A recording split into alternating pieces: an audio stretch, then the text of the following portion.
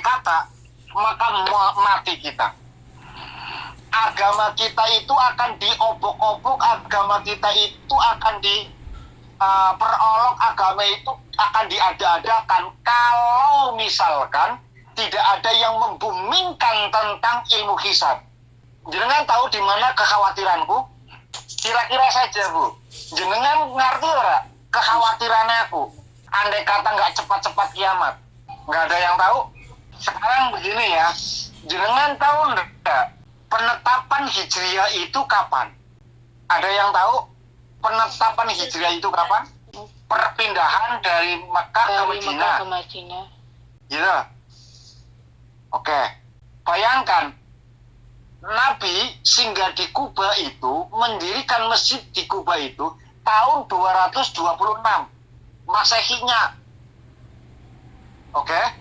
Tahun 226. Itu sudah ada Hijriah belum? Belum ada. Oke, belum ada kan? Anggap gitu loh. Anggap penetapan Hijriah itu mulai tanggal 227. Anggap seperti itu. Berarti selisihnya itu antara Hijriah dengan Masehi harusnya 226. Sekarang tahun berapa, Bu? 2023. Hijriahnya tahun berapa? Hijriahnya 14 berapa? 44. 2023 dikurangi. Coba jajal, jangan bantuin Bapak. 2023 dikurangi 44. Sekarang 44. 579. Oke. Mohon maaf. Ya. September itu 622. Mohon maaf saya keliru. 622. Hijriah Masehinya 622. Kalau 600 anggap saja 623. Ya, 623 Masehi. Sekarang tadi sisanya berapa? 500 berapa? 579 tambah berapa? Ben ada 623. Coba. Oke. 47 tahun. Ya. Selama 14 abad. Bayangkan. Sekarang abad keberapa? Abad ke-20? Sekarang abad berapa, Bu? Memasuki abad 21. Ya kan? Abad ini kan terhitung dari Masehi. Berarti diambil 6. Kalau memang 21 berarti sekarang abad ke-15. Bayangkan, 15 abad, Bu. 15 abad itu sudah ngambil Masehi 47. Jangan tahu Masehi itu kapan dimulai? Ada yang tahu? Penetapan Masehi itu dipakai itu sejak kapan, Bu? Masehi itu dihitung awit kelahirannya Nabi Isa. Semenjak kelahiran Nabi Isa. Berarti jarak antara hijrahnya Nabi kembali kepada kelahirannya Nabi Isa itu adalah 623 tahun. Selangnya gitu loh. Tapi yang jadi persoalan hitungan Komariah dengan hitungan Samsiah lebih cepat Komariah ketimbang Samsiah. Selisihnya per 100 tahun itu selisih 3 tahun. Selisihnya. Artinya apa? Andai ini terus terjadi, maka bisa dipastikan kelahiran Nabi lebih tua ketimbang Nabi Isa. Ya kan? Karena perputarannya cepat. Lebih cepat Hijriah ketimbang Masehi. Sekarang saja selisihnya sudah 47 tahun loh. Hilangnya Samsiah diambil Komariah. Hilangnya Masehi diambil sama Hijriyah. Hijriyah mengejar tahun Masehi 47 tahun sudah. Bayangkan, andai kata mes 100 tahun loh. Mes 100 tahun. Padahal selisihnya antara Masehi dengan Qamariyah adalah 622. Berarti apa? Butuh berapa abad? 15 kali 6, 90. Butuh untuk abad yang ke-90, andai kata durung kiamat, maka sudah dipastikan Nabi umurnya lebih tua ketimbang Nabi Isa. Andai kata abad 90 pada saat itu, Hijriyah Masehinya itu anggaplah, kita kalkulasi saja. Enggak usah dipastikan. Anggap 5.000 tahun misalkan. Ya, anggap 5.000 tahun Masehi, maka Hijriyahnya sudah dipastikan 5.001 tahun. Lebih 1 tahun, Bu. Berarti umurnya Nabi lebih tua ketimbang Nabi Isa. Kacek, selisih 1 tahun. Lebih tua Nabi Muhammad ketimbang Nabi Isa. Oh, itu kan mustahil, Pak. Nggak mungkin itu terjadi, Pak. Misalkan. Iya, Bu. Bagi kita yang tahu keadaan sekarang. Andai kata ilmu ini tidak pernah dibicarakan, ilmu bahasan tentang hisab tidak pernah dianggap, maka kita akan percaya dengan hitungan tahun semata. Sekarang tahun Hijriyah lebih tua ketimbang tahun Masehi, maka sudah dipastikan umurnya Nabi Muhammad lebih tua ketimbang umurnya Nabi Isa. Maka Islam pada saat itu akan dicemooh, agama gawe-gawe. Katanya Nabi akhir zaman, Nabi penutup segala nabi. Tapi kok kenapa umurnya lebih tua ketimbang Nabi Isa? Berarti Nabi Isa adalah Nabi akhir zaman. Masalahnya penanggalan cuma ada 2, kalau nggak Masehi, Hijriyah. Dunia ini cuma memakai 2 itu, Bu. Kalau nggak Masehi, Hijriyah. Orang nyampe mikir mono tuh jenengan. Ora, Pak. Ya wis pokoknya puasa ya puasa. Ngertine Hijriyah saiki tanggal sekian ya wis ngono kuwi, Pak.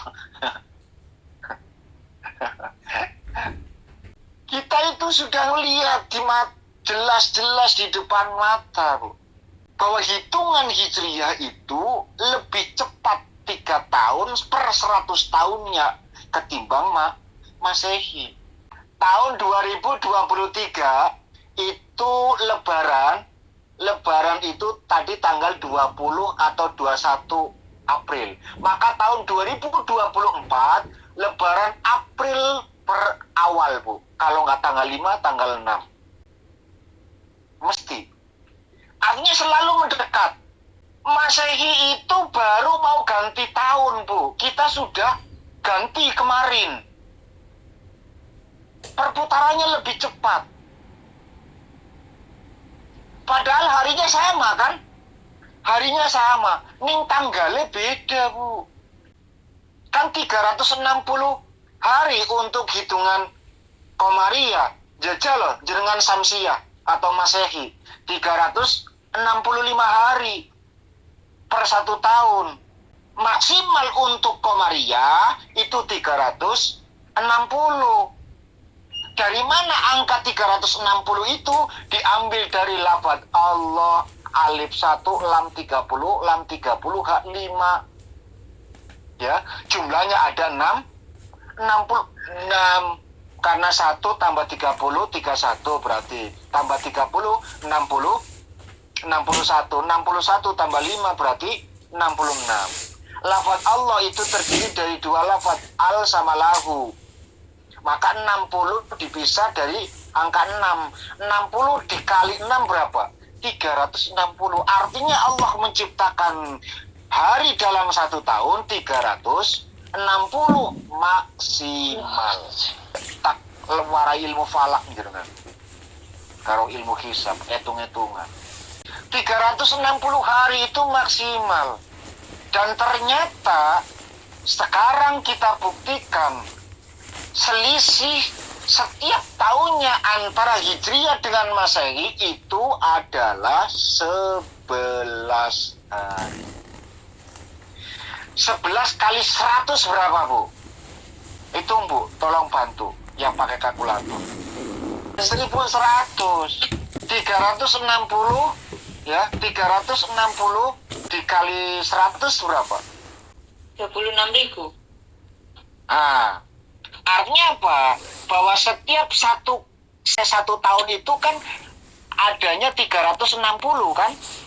360 hari, anggap seperti itu, 360 hari. Tadi kita menghasilkan 1000 berapa, Bu? 100 kan? Berarti kan butuh kali 3 untuk sampai 3000 kan? Untuk mencapai 1000 kan? Yang 100 itu, yang 360 itu, 360 dikali berapa biar dapat ada angka 1100. Kan minimal kali 3 kurang lebihnya. Untuk geser-geser ya kan. Telu ping pira benana 10. Kan telu kan? 3 kali 3 9 kan? Iya. Lah iya 3 kali 3 9. Artinya benar hitungannya. Kalau per 100 tahun, maka Hijriah pasti akan lebih unggul 3 tahun ketimbang Masehi. Itu pasti. Pak mudeng orang jenengan sing aku ngomong sih. Oke. Sekarang tahun 2022 ditambah 100, Bu. 100 tahun. 2122. Berarti 2122. 3000 2000 apa? 2122. 22. Sekarang kita hitung hijriahnya. 1444 Hijriah. ditambah 100, Bu. 1544. 1544 Hijriah tambah 3. tambah 3 547. 547. Saya pastikan, Bu, pada tahun itu, pada tahun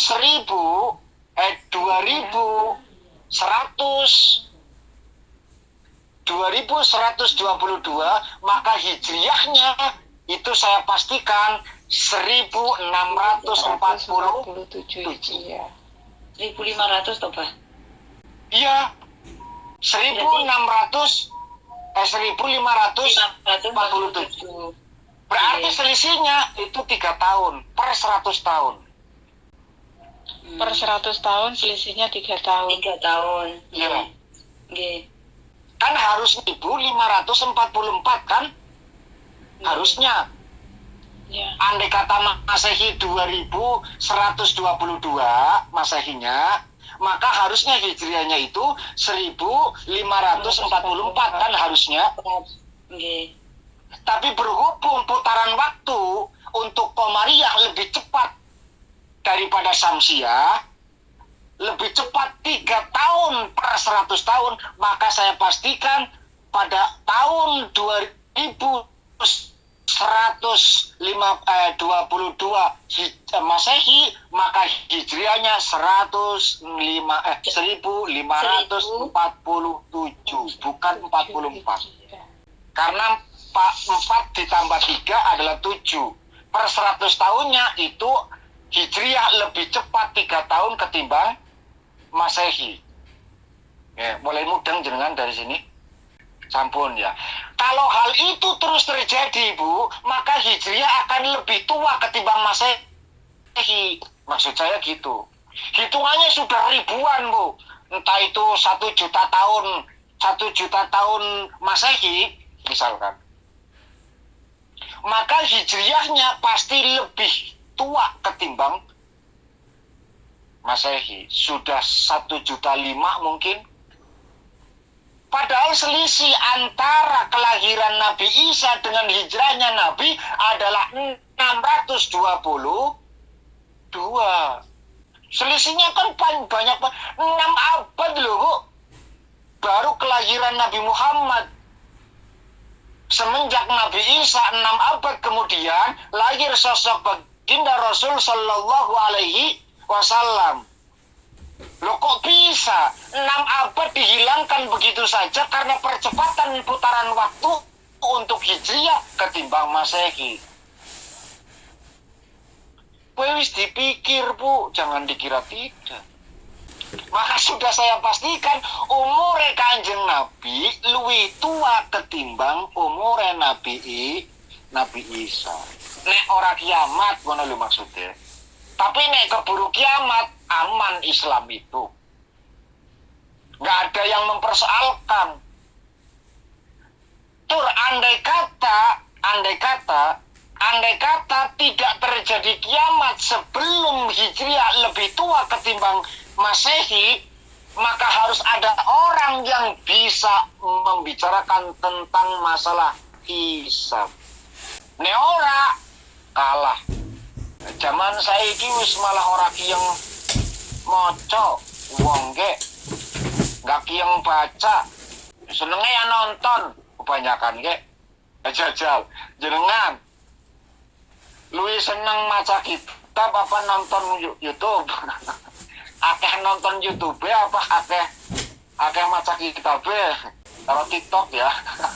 TikTok, Facebook. Timbang maca kitab. Artinya apa?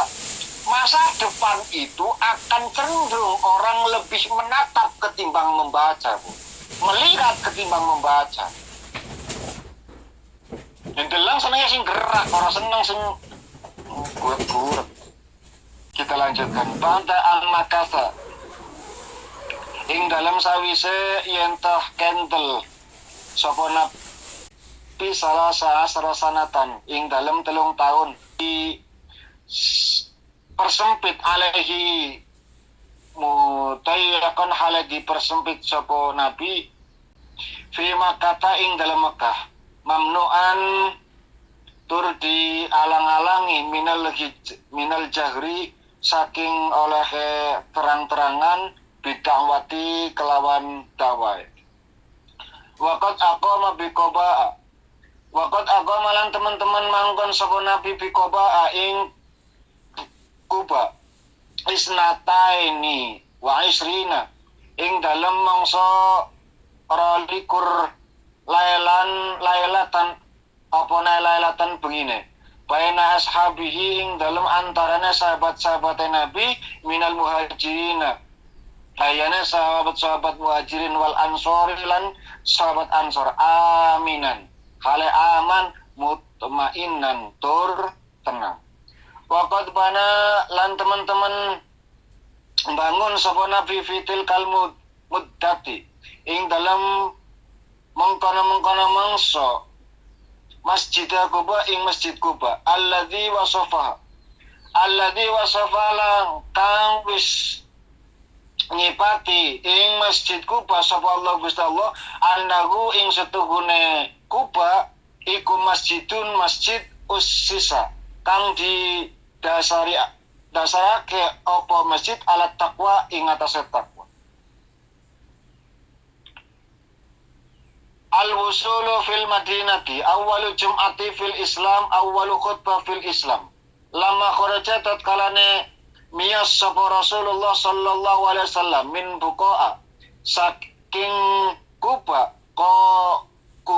saking Kuba qasidan hale neja al Madinata ing Madinah ahadas ngepung bihi grombol bihi kelawan Nabi sapa al ansor sahabat ansor wa hum hale utawi ansor iku mutaqalliduna pada nyengkelit sopo ansor suyufahum ing piro-piro padange ansor farihina hale bunga kabeh mustasbirina tegese podo bunga kabeh wakot adrokatu lan teman-teman nyenais hu ing nabi sopo Waqad adrakathu lan teman-teman menangi hu ing nabi apa al jum'atu salat Jumat fi tariqi ing dalam dalan fasalla mangka salat sapa nabi ha ing Jumat biman kelawan wong mahu serta kan tetap sertane nabi minal muslimina bayane piro-piro muslim wahadi awwalu Jum'ati wahadi utawi kila salat Jumat awwalu iku kawitan Jumat salate Jumat wa khutbatuhu lan utawi khutbah Jumat awwalu khutbatil Islam iku kawitane khutbah ing dalam Islam wa qad kharajalan teman-teman metu alimulaqatihi karena ketemu Nabi sapa ahlul Madinati penduduk Madinah wa ma'hum lan iku sertane ahlul Madinah An-nisa utawi wong wadon wasibyanu lan budak cilik wal wala itu lan para-para hariyah wayul nahale ngucap Tala'al badru alaina min thaniyatil wada' وجب الشكر علينا مدعا لله دا أيها المبعوث فينا جد بالأمر المضاع. Jadi ketika Nabi itu sudah sampai ke tanah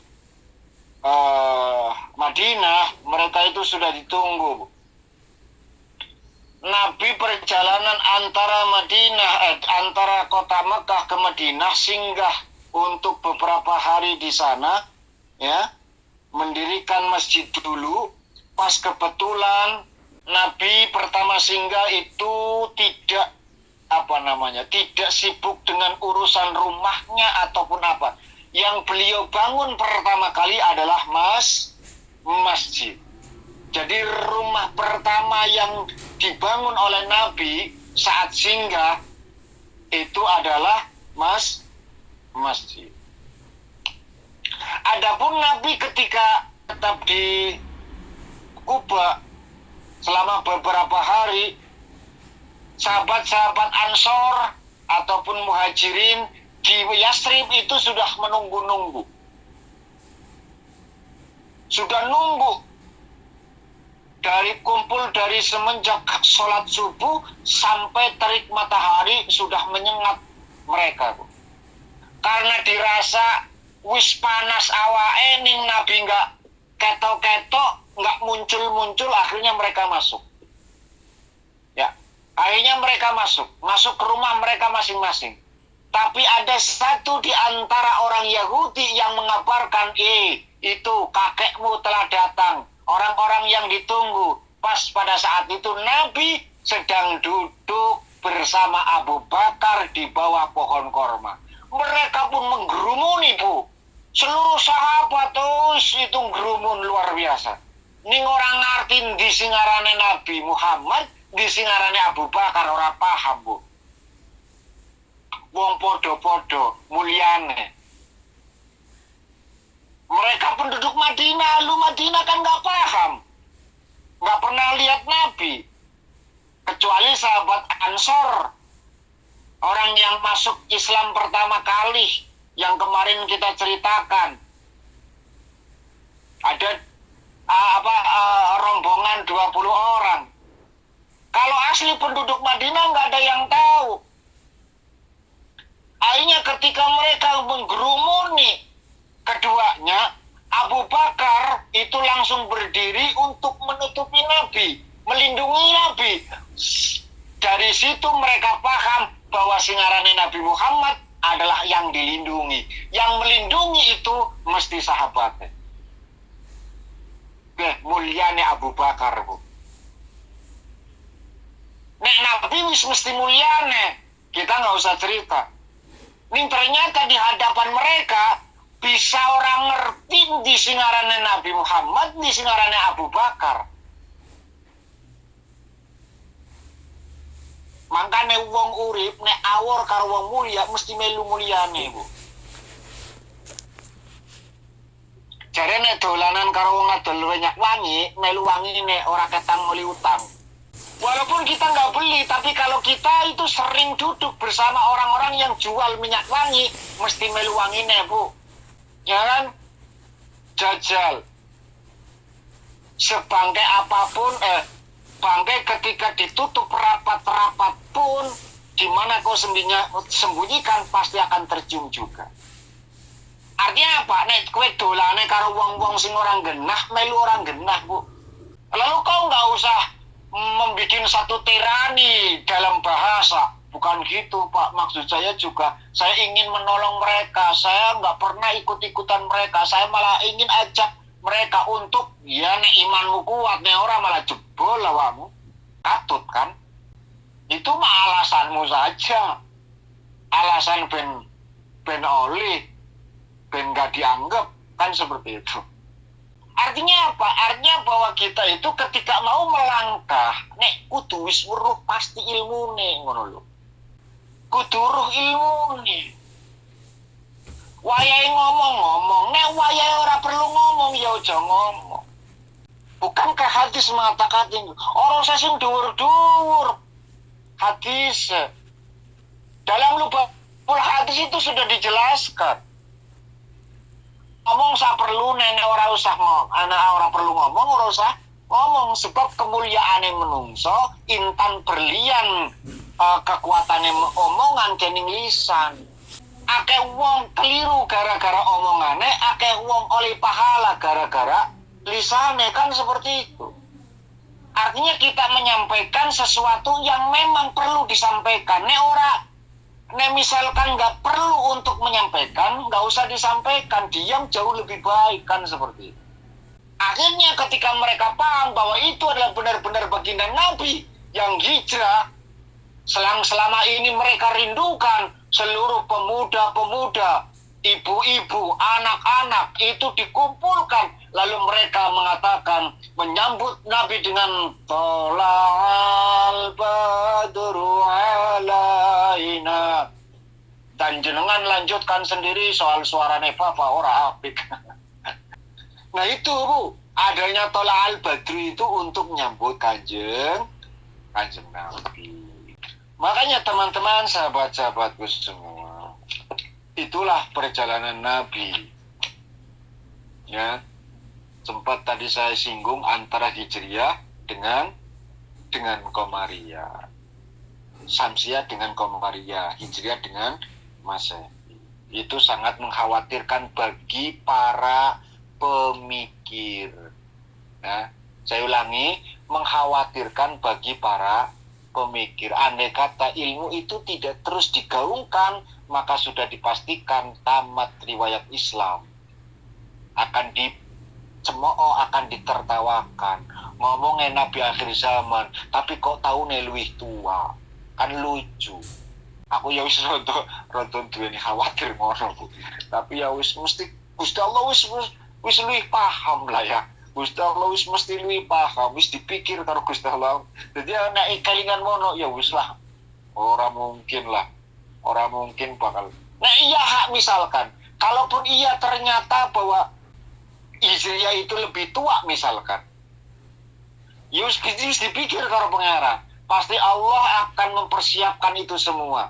Mungkin ini awal dari kehancuran, atau mungkin ini permulaan dari kiamat, sehingga karena Islam itu sudah dianggap, artinya apa? Tidak ada orang yang beriman lagi karo Islam, karo pangeran.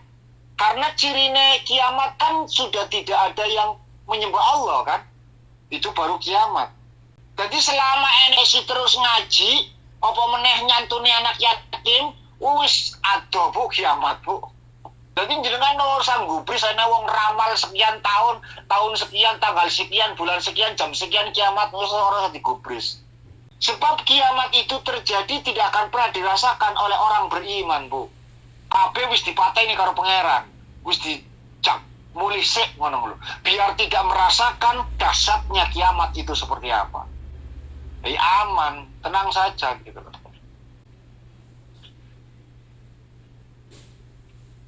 Paham ya? Pak, Bapak bisa memastikan bahwa kiamat itu tidak mungkin terjadi, ya ndak mungkin, ndak memastikan. Kita optimis saja, gitu loh. Kita optimis saja bahwa yang disampaikan juga sesuai dengan ajaran. Orang mungkin wong beriman ngalami kiamat. Masalahnya cirine Nabi Isa. Nabi Isa turun kok, jadi aman itu. Sampai sini paham nih? Ada pertanyaan? Oke. Nah, saya di sini cuma untuk minta barokah doa aja, terutama dari Abah dan umumnya semua jamaah. Kemarin itu semalam lah, boleh dibilang udah pergumulan saya sejak lama, cuma baru Allah jawab itu baru kemarin. Tentang anak saya yang nomor 1, insya Allah kalau Allah mengizinkan, hari ini saya mau, boleh dibilang share antara hati ke hati, antara saya dengan anak saya, dan didampingi sama papanya. Semalam saya udah mantan suami saya ya, saya udah ngomong panjang lebar, gimana ini anak tentang akidahnya, karena kan saya sama mantan beda akidah ya, maaf Abah ya. Terus saya ngomong ya, kalau mantan suami bilang, yo silahkan aja, saya selama ini nggak intervensi tentang hidup pribadi dia. Maaf kalau anak saya ini sebenarnya sudah mu'alaf yang nomor 1, cuman mu'alafnya itu, boleh dibilang mu'alafnya itu ada sesuatu hal seperti itu. Jadi saya itu kepingin anak saya sudah mu'alaf, saya juga kepingin dia itu melakukan iman Islamnya, syariat Islamnya dengan baik dan benar. Nah ini saya pergumulan bertahun-tahun, beberapa tahun, ya hampir satu setengah tahun ini. Malam saya beranikan diri ya, saya minta barokah doanya ya Abah sama jemaah, supaya nanti pas saya sharing, pas saya ngomong, Allah ketuk buka hatinya. Itu saja. Terima kasih. Ya. Nggih. Oke. Nggih Bu, insyaallah. Itu aja. Nggih, gitu aja Abah. Ya. Ada yang lain? Ada yang lainnya itu saya tanya untuk ini. Saya nanti itu pas berbicara, yang saya sampaikan statnya itu dari mana tentang Islamnya itu. Jadi kan dia tuh baru gitu Abah. Itu aja. Saya ingin bertanya tapi di luar tema. Gini Bah. Ya, bacaan apa yang kita itu kena guna-guna kayak gitu Abah? Penangkalnya itu apa yang harus dibaca itu apa kayak gitu? Itu ada yang terjadi, emang terjadi. Terus saya minta solusi dan saran dari Abah. Kurang lebihnya saya mohon maaf lahir dan batin. Sudah ya, 2 saja. Pertama, kita doakan mudah-mudahan putra-putri kita itu tetap diteguhkan iman, Islam, kekuatan, agar mereka itu taat kepada Allah Subhanahu wa Ta'ala. Itulah kenapa di sela-sela doa selalu ada wahdi li ta'lamidina, wahdi li auladina, agar mereka tetap diberikan petunjuk, jalan hidayah. Kita selalu mendoakan itu untuk berikan hidayah untuk anak-anak kami, hidayah untuk anak didik kami. Itu selalu di setiap doa yang dipanjatkan, dan mudah-mudahan untuk ibunya ini, dan tadi alhamdulillah sudah mengatakan sudah terjawab, tapi bingung apa harus berawal dari mana dulu untuk menyampaikan agar dia itu bisa menjalankan syariat yang baik dan benar, kan seperti itu. Yang jelas bahwa seorang ibu akan lebih tahu karakter anaknya, gitu loh. Apa yang anak itu tidak suka, emosionalnya itu di mana, emosional kejiwaannya itu seperti apa, maka itu hindari gitu loh. Ketika dia itu kurang respect dalam emosional ini, maka hal itu nggak usah dibicarakan. Yang jelas emosional si anak itu di mana gitu loh, respectnya di mana, membicarakan ini dulu atau apa dulu atau gimana, nggak masalah. Andai kata kalian jenengan Bu misalkan ben rodo enak ngomongnya tur luwih patuh karo ibune, pakai hadiah, lewat hadiah terlebih dahulu, nggak apa-apa, nggak masalah. Nabi juga sering melakukan itu gitu loh. Kan sering sekali saya sampaikan bahwa Nabi pernah jarene Nabi ning medit kan gitu. Katanya Nabi tapi kok pelitnya luar biasa. Nabi kan rada tersinggung ketika ada bedui yang mengatakan itu. Para sahabat pun sudah ngancem orang tersebut mau dibunuh karena mencaci maki Nabi, mencela Nabi. Tapi kata Nabi, ayo kamu masuk ke rumah. Setelah masuk di rumah dikasih duit lebih banyak. Sekarang saya baik enggak? Ya, sekarang jenengan baik. Artinya kan nyokok, ya kan? Dalam bahasa kasar kita, berarti kan Nabi nyokok benwe nganggap Nabi baik kan seperti itu. Artinya untuk hal tersebut itu sah-sah saja, nggak masalah, ya kan? Nggak apa-apa. Ini nggak termasuk ar-rasi wal murtasi kilahuma finnar, tidak masuk kategori itu gitu loh. Selama itu tujuannya untuk kebaikan dan kemaslahatan serta keselamatan, maka boleh untuk dilakukan. Kan minimal Nabi juga menyelamatkan nyawa orang tersebut, karena kalau dibiarkan pasti balik tanpa nyawa itu orang. Sudah diancam sama sahabat-sahabat yang lain karena mencela Nabi, hukumannya mati menurut. Jadi ya itu terserah jenengan ya, karena saya juga nggak tahu karakter anak jenengan seperti apa, ya nanti jenengan yang lebih paham gitu loh. Adapun untuk memulai kalimatnya yang dia senang dulu, baru setelah itu kau rasakan rasa cintamu, rasa bungahmu, rasa senangmu terhadap anak karena sudah kembali ataupun menjadi orang beriman. Itu satu. Terus pertanyaan kedua, nanti kita sama-sama berdoa untuk lareni jenengan. Pertanyaan kedua, bacaan apa? Karena bukan indikasi, memang sudah terjadi. Konon katanya jenengan tadi ngomong seperti itu. Saya tidak yakin gitu loh. Saya tidak yakin bahwa itu kena guna-guna. Saya tidak yakin. Andai kata benar kena guna-guna, oke. Andai kata gitu. Sebab begini Bu, jangan setiap kali kita itu merasa pelongo ataupun merasa tergila-gila itu karena kena guna-guna. Boleh jadi keimanan kita terlalu lemah, gitu loh. Terjadi saat aura kita itu bolong. Jadi setiap diri manusia itu punya aura. Nah, auranya kosong, blong, itu mudah untuk dimasuki ibrit. Ya, setiap tempat ataupun sesuatu ya yang kosong selama 3 hari, maka mereka para makhluk halus itu akan menguasai kekosongan itu. Gitu loh. Makanya rumah yang kosong mesti angker. Mesti yang akeh jine, mesti. Tidak mungkin tidak. Karena mereka menempati gitu loh. Sesuatu yang kosong pasti akan disinggahi. Termasuk kita. Gitu loh.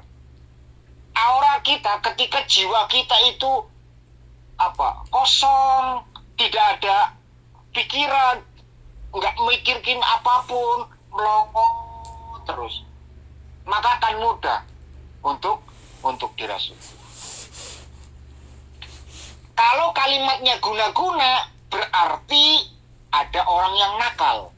Kalau kalimatnya guna-guna. Padahal belum tentu, bisa jadi diri-dirinya sendiri yang imannya itu terlalu lemah.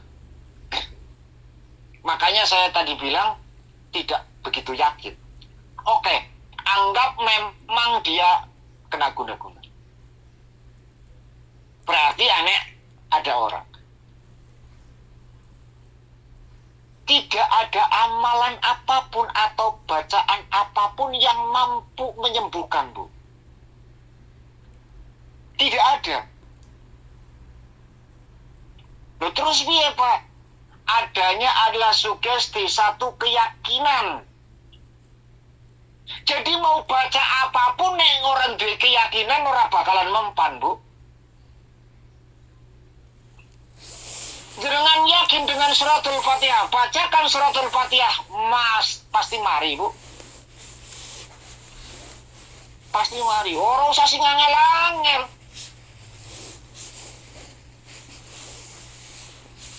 Ya, ora usah sing angel-angel.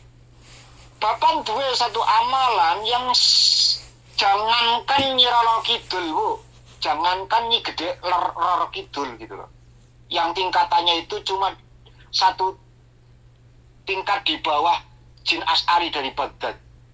Pemimpin daripada para makhluk halus itu namanya Asy'ari dari Baghdad, Bu.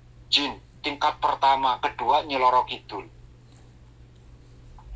Ketika dibacakan birhatihin, karirin, tadlihin, turonin, masjalin, basjalin, tarkobin sampai samhom baruhin, ada 28 ayat di situ. Sudah dipastikan mereka kalang kabut bahkan kebakaran. Ini apakah itu bisa terjadi? Belum tentu, Bu. Padahal podo amalane. Ning sing ngomong, sing ngucapkan ataupun dari dirinya tidak punya keinginan untuk sembuh, orang bakalan jadi. Sebab apa? Sebab sugesti itu 95% mampu menyembuhkan, 5% lewat usaha. Jajal orang kena penyakit dan dia sudah malas untuk sembuh. Walaupun dioperasi sama orang yang ahli sekalipun orang bakalan mari, Bu. Saraf tidak akan bekerja masalahnya. Sebab apa? Seperti yang saya katakan, 95% itu dari sugesti. Nek duwe sugesti, pengen mari, pengen sembuh, dan lain sebagainya. Seluruh saraf-saraf yang ada dalam tubuh kita akan bekerja dengan sebaik mungkin. Sing 5% minum obat, minum jamu, terapi, dan lain sebagainya. Cuma 5%, Bu. Sing pertama kali yang harus dilakukan 95% sugesti awake dhewe marang Gusti Allah.